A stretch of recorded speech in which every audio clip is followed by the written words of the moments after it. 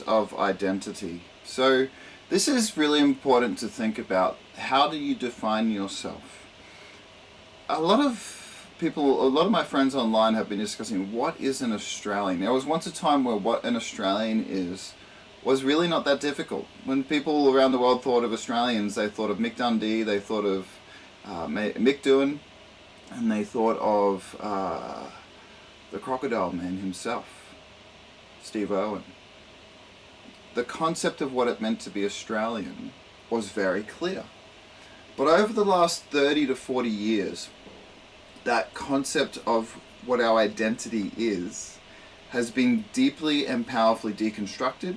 In fact, I think I saw that the Prime Minister was addressing this actually just recently, saying that we need to be on our guard against people who would like to reclaim what Australia once was.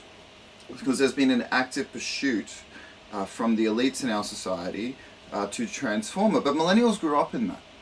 And this has really caused a lot of a flow-on effects for the millennial generation. It's the boomer generation. They came out of the post-war period. They got to experience Australia at its peak.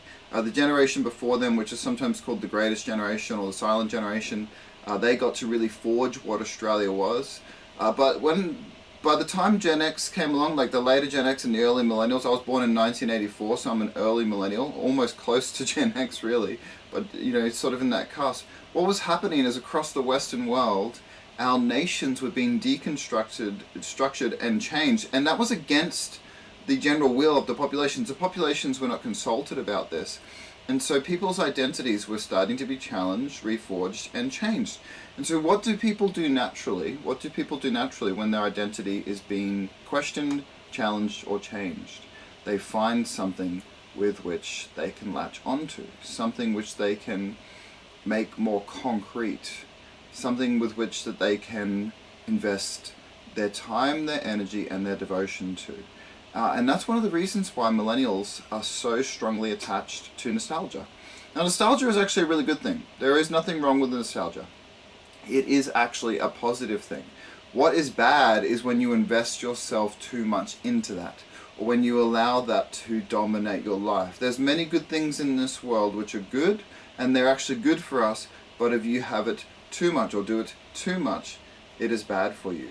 So this is just really important to understand, that part of the reason that the identity of millennials is found so much in the things that they grew up with, like the artifacts, the shows they watched, the celebrities they liked, is partly because all of those things which defined us, well, our nation or our peoples before that, were being deconstructed.